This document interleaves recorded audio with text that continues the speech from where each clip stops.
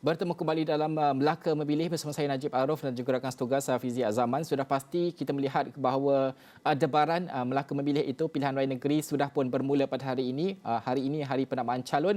Namun setakat hari ini kita masih lagi belum mendengar secara terperinci apakah SOP yang akan diletakkan oleh Suruhanjaya Pilihan Raya Malaysia SPR sendiri untuk orang ramai parti politik juga mematuhi dan sebagainya. Itu yang ingin kita bincangkan pada jam ini. Saya nak membawakan tetamu kita yang pertama pada jam ini, Profesor Madya Dr. Syamsul Bahari Syamsuddin, iaitu pakar pengurusan risiko kesihatan persekitaran dan pekerjaan. Assalamualaikum Prof. Terima kasih kerana bersama kami pada jam ini. Waalaikumsalam. Okey Prof. Waalaikumsalam Najib. Baik, kalau kita melihat pertama sekali, SOP ini masih lagi belum kita kedengaran. Kalau kita bercakap soal PRN Melaka ini, sudah pasti ini menjadi penanda aras kepada mungkin PRDW akan datang, PRN Sarawak juga. Bagaimana kita fahami bahawa sehingga kepada penamaan calon ini masih lagi kita belum mendengarkan SOP ini? Bagaimanakah ini boleh dipraktikkan selepas ini untuk orang ramai faham, digest, comprehend segala SOP ini, Prof? Baik, begini Najib. Saya suka untuk kita merujuk kepada kenyataan awal yang diguna pakai oleh ataupun yang dikeluarkan oleh Kementerian Kesihatan Malaysia yang dinyatakan oleh Menteri Kesihatan YB Khairi Jamaluddin tentang sebarang aktiviti perhimpunan atau majlis sosial yang berkaitan dengan pilihan raya, termasuklah pelancaran majlis-majlis jentera pilihan raya dan sebagainya, telah pun dilarang oleh Kementerian Kesihatan mengikut SOP yang diumumkan lebih awal sebelum ini. Jadi larangan ini merujuk kepada peraturan-peraturan dan langkah-langkah pencegahan penyakit berjangkit dalam Pelan Pemulihan Negara tahun 2021 yang terkini. Seperti mana yang Najib maklumkan tadi, walau bagaimanapun kita masih lagi agak sama-sama ataupun tidak kedengaran lagi SOP terkini tentang pilihan raya di Melaka ini.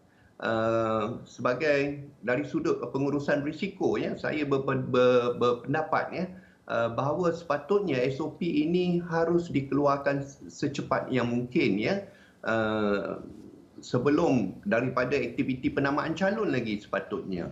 Cuma semalam kalau saya tidak tersilap melihat ataupun mendengar ada berita yang memaklumkan bahawa Setiausaha Suruhanjaya Pilihan Raya Datuk Ikmaruddin Ishak ada menegaskan bahawa hanya calon, pencadang dan penyokong sahaja yang dibenarkan untuk memasuki pusat penamaan calon pada pagi ini.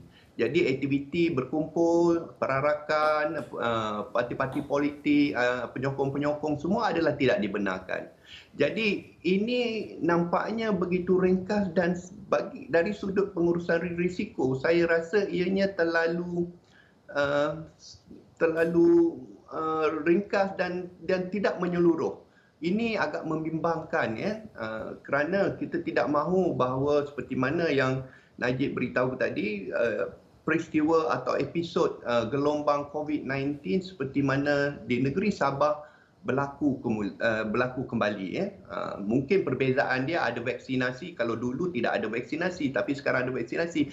Tetapi jangkitan atau gejala jangkitan COVID-19 ini masih tetap ada, risiko-risiko jangkitan itu masih tetap ada sekiranya kita mengabaikan SOP-SOP penjarakan, pemakaian mask, berkumpul dengan ramai. Yang ini sudah tentu banyak aktiviti-aktiviti ini berlaku. Dan ini sebenarnya menjadi cabaran kepada SPR, Polis Diraja Malaysia, Kementerian Kesihatan, pihak berkuasa tempatan dan mana-mana individu ataupun petugas-petugas yang bertindak semasa hari pencalonan ini, iaitu hari pencalonan pada hari ini, untuk memastikan peraturan-peraturan dan garis-garis panduan yang sedia ada ini dilaksanakan sebaik mungkin.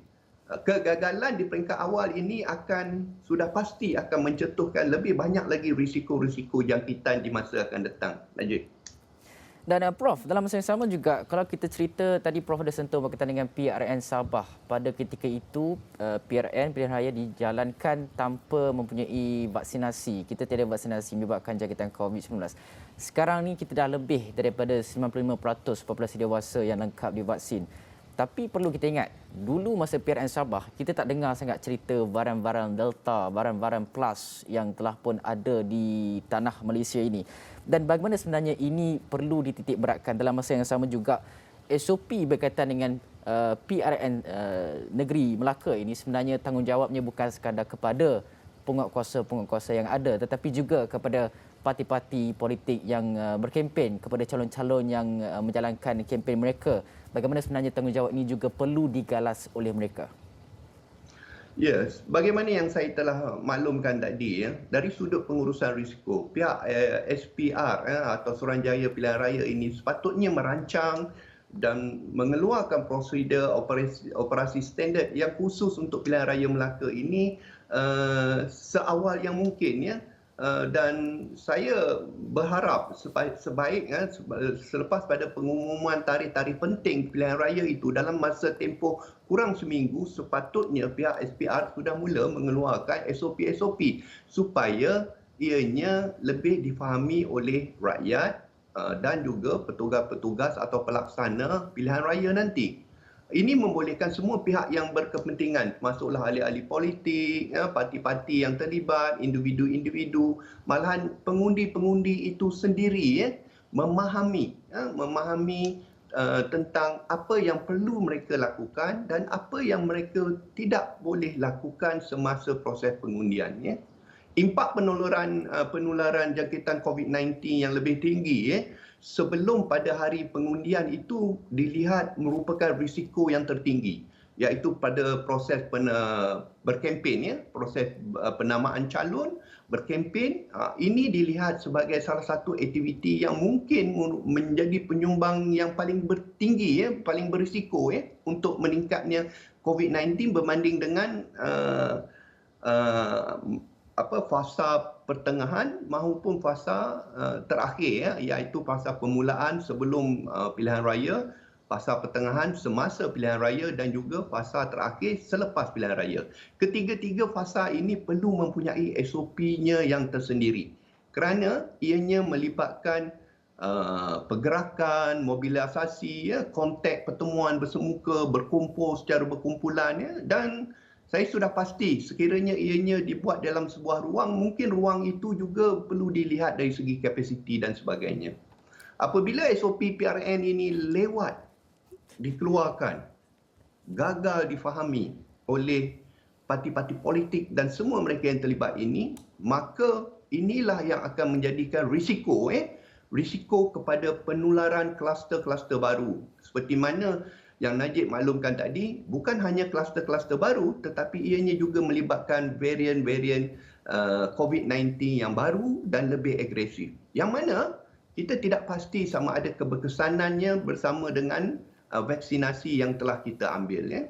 Dan ketidakpatuhan parti politik atau rakyat dalam melaksanakan SOP-SOP PRN yang agak lambat ini dilihat mungkin bukan dari keingkaran mereka, tetapi akibat daripada ketidakfahaman tentang bagaimana ingin melaksanakan SOP tersebut kerana ianya dikeluarkan agak lewat. Yang ini mungkin perlu diberi perhatian yang serius oleh pihak Suruhanjaya Pilihan Raya untuk menyediakan SOP yang lebih awal supaya ianya dapat dimaklumkan kepada orang ramai dengan lebih awal. Jadi semua pihak bersedia, baik ahli politik, baik parti-parti yang terlibat, individu sebagai pengundi, kita lebih yakin dengan SOP sebab kita sudah memahami. Jadi ini tak secara langsung akan meningkatkan peratus mereka yang keluar undi. Saya cukup yakin sekiranya SOP-SOP ini tidak jelas, memberi banyak kekeliruan dan sebagainya, mungkin pengundi-pengundi tidak akan keluar mengundi. Yang ini nanti akan menjejaskan peratus pengundian. Najib. Ya. Prof, kalau kita melihat bukan sehari dua kita berdepan dengan pandemik COVID-19, sudah pun mahu berpindah kepada endemik COVID-19 ini di Malaysia. Sepatutnya pada tahap ini sudah kita faham SOP ringkas yang perlu dipatuhi. Kalau tidak sihat jangan keluar rumah, kalau tidak sihat jangan pergi berkempen, kalau tidak sihat janganlah pergi mengundi dan sebagainya. Ini boleh fikir secara logik. Ini menuntut disiplin. Tidak kira berapa banyak SOP kita gariskan dan kita keluarkan oleh pihak berkuasa, SPR dan sebagainya, disiplin ini harus dimiliki oleh parti-parti politik. oleh pengundi-pengundi sendiri. Bagaimanakah mungkin pertama sekali peranan parti politik, ahli politik sendiri menerapkan disiplin ini sepanjang mereka berkempen, sepanjang pilihan raya negeri Melaka ini? Dan kalau boleh saya tambah sikit Najib, sebenarnya bolehkah mereka parti-parti politik ini menerapkan disiplin yang tinggi sepanjang tempoh hingga 20 November ini? Sebelum penamaan pun kita dah lihat ada beberapa parti politik yang telah pun di-compound akibat daripada pelanggaran SOP. Prof. Ya, inilah yang sebenarnya merisaukan. Dari sudut pengurusan risiko, saya nampak ianya satu perkara yang non-efektif, yang tidak efektif dan nampaknya mungkin dengan perkataan yang agak berat untuk mengatakan ianya gagal. Ya, ianya gagal. Walaupun kita ada buat, tetapi walaupun SOP itu ada dikeluarkan, tetapi rakyat masih lagi leka, walaupun ianya sudah seperti mana yang Najib beritahu tadi, ianya sudah dimaklumkan dengan lebih awal. Ya. Kita sudah berdepan dengan situasi SOP COVID-19 ini hampir 2 tahun. Tetapi inilah perlunya peringatan yang berterusan, penguatkuasaan yang berterusan.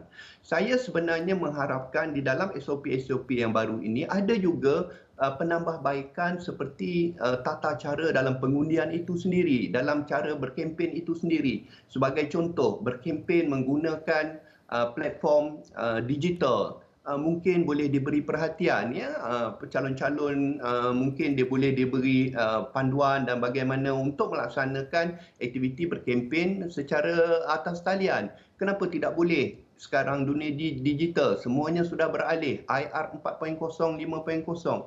Di mana ahli politik, kenapa mereka tidak boleh mengadaptasi perkara ini? Itu yang pertama. Yang kedua, mungkin SPR juga boleh menambah baik prosedur mereka dengan memanjangkan sedikit tempoh pengundiannya. Saya rasa tidak ada masalah. Ada beberapa buah negara juga telah memanjangkan tempoh pengundiannya dalam sesi pilihan raya mereka. Sebagai contoh, daripada 1 hari pengundian kepada 3 hari pengundian mengikut kategori umur. Jadi tidak akan berlaku kepadatan yang tinggi, ya, dalam satu hari itu apabila semua pengundi keluar. Ya. Jadi kita mungkin boleh buat pada hari pertama 50 tahun ke atas, mereka yang 50 tahun ke atas datang mengundi pada hari yang pertama, hari yang kedua 30 hingga 50 tahun, hari yang ketiga 30 tahun ke bawah. Ya. Ini mungkin boleh mengurangkan lagi, ya, menambah baikkan lagi situasi. Kenapa kita tidak boleh berubah? Mengapa kita masih lagi menggunakan 1 hari mengundi? Sudah hampir berpuluh tahun kita melaksanakan perkara ini, tetapi kita tidak berubah dalam norma yang baru secara hakikinya. Dan kalau boleh juga, saya sering bila dinyatakan kepada saya, mengapa kita tidak beralih kepada e-undi ataupun e-voting. E-voting juga merupakan salah satu perkara yang ingin kita lihat. Dari segi pengurusan risiko, ianya adalah amat baik. Ya. Mungkin ada risiko-risiko dari segi cyber security atau keselamatan cyber. Tetapi saya juga cukup yakin Kementerian Teknologi dan Multimedia Malaysia juga mempunyai kepakaran dalam mengawasi isu-isu cyber ini. InsyaAllah, kalau kita berfikiran dengan lebih ke hadapan, melihat perkara ini dan cuba merubah. Mungkin tidak ada sesuatu yang sempurna, tetapi perubahan ini membawa dimensi yang lebih baik dalam pengawalan risiko, keselamatan dan kesihatan seiring dengan era digitalisasi semasa. Lanjut. Okey, Prof, terima kasih kerana meluangkan masa bersama kami pada jam ini. Sudah pasti topik ini kita akan saksikan dari masa ke masa untuk kita melihat bahawa bagaimanakah SOP itu diumumkan dan juga dipatuhi. Yang paling penting sekali dipraktikkan. Ini menuntut disiplin oleh semua calon yang terlibat, ahli politik yang terlibat, pengundi juga. Kerana kita sudah faham sejak 2 tahun ini SOP itu sama saja sebenarnya bagaimana untuk kita menyelamatkan atau memastikan keselamatan diri itu.